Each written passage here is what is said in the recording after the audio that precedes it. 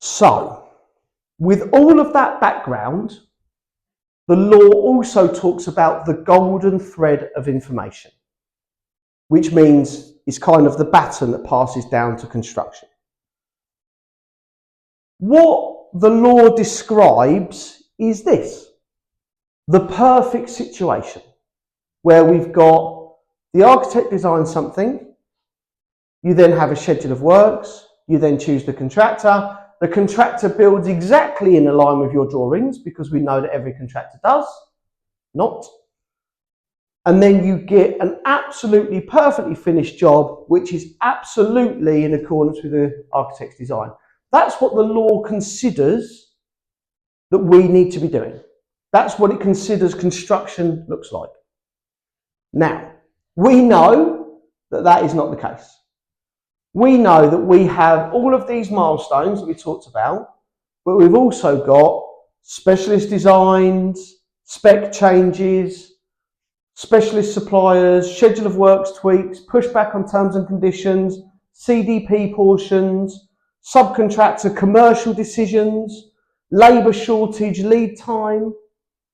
All of these affect this golden thread, which means that we are used to, in the construction industry, having this kind of good is good enough mentality. We have this situation where this red line here is about where we need to finish. I mean, if we get within that circle, we feel we've done well.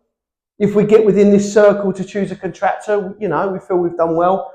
And then when it comes to the end of the project, it might not be absolutely bob on, but we expect that by being there or thereabouts, we see that it is okay.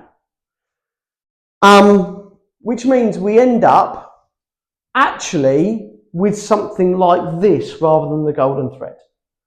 We end up with this kind of push, pull, and then when it gets to the kind of contractor side, you see that commercial decisions tie in with subcontractors, tie in with long lead times, material shortage, which means that we effectively consider that ending up at this red spot rather than the yellow spot is okay. Does that make sense? I assume so. Yes, it does. Cool.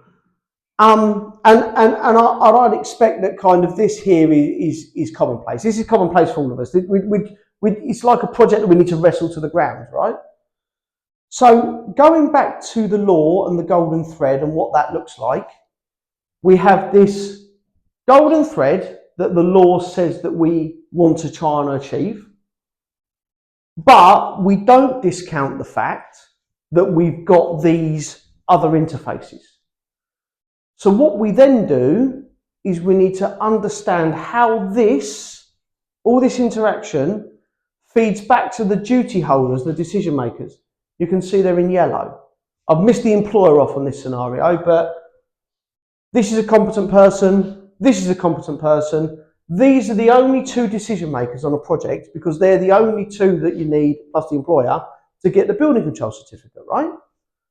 So what we then do is we look to systemize it. We look to put processes in place. We look to take control where we're supposed to take control, which means that the architect designs something and we get an interface. So the specialist design is checking back with this green line to the architect or the principal designer. Schedule of work changes led by spec change and specialist suppliers get verified by the designer. You've got choose a contractor, T's and C changes, schedule of work tweaks. He's not engaged yet. CDP portion gets verified by the architect. And then we get the contractor should be given enough time to think. We should understand whether or not they're competent and they've got really good control over their supply chain. So we haven't got the contracts manager speaking to their operative on site at 4 o'clock in the afternoon saying, I know there's only 80% of the fire collars that are turned up, but get down Jewson's in the morning and just pick up some intermittent mastic. They're making commercial decisions because they've subcontracted and they've got fixed prices and their materials is delayed and they haven't done enough thinking around the long lead times. This needs to control, and any design changes then need to feed back to the architect or the principal designer. I mean, the amount, if you've got an incompetent contractor, they're the sort of people that are ringing you up saying, you know what guys, we cannot get that insulation for love nor money. The stuff you've specified is impossible. It's like rocking horse shit. Actually what they mean is they've walked into Dewson's that morning and it's not on the shelf. That isn't good enough because you need to verify it. They can't just pick up any old insulation because you don't know the burn ratings, you don't know the heat value loss, you don't know if it's suitable for underfloor heating in some cases, you know. So what we need to do is systemize this, but this is really prevalent for HRBs, but super prevalent for non-HRBs because we're in control of this. You have to demonstrate this for Gateway. You have to put processes in place. You have to sign bits of paper. You have to demonstrate that this is how you're going to do it for the Gateway application. We've written a whole book like how to systemize this. But can you imagine non-HRB when it's the Wild West and there's nobody telling us no? We've got to control that because we're the duty holders. And really this is kind of where we come in. So you're kind of free CPD. We also do a free short audit, so you can kind of show us how you onboard a client and we can tell you what roles you've automatically adopted. We can do a full report recommendation. We can upgrade your processes if you want, based on whatever these recommendations are. We can undertake the principal designer role for you. You can novate it to us, including HRBs. Or we can become part of your team. We can just be there as a resource. And with that in mind, we've got kind of some monthly resource like support service if you need us.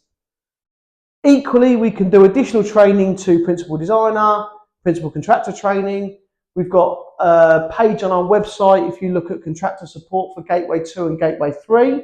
If you are doing an HRB and your contractor is not good enough, we do staff training, or we can have another discovery call.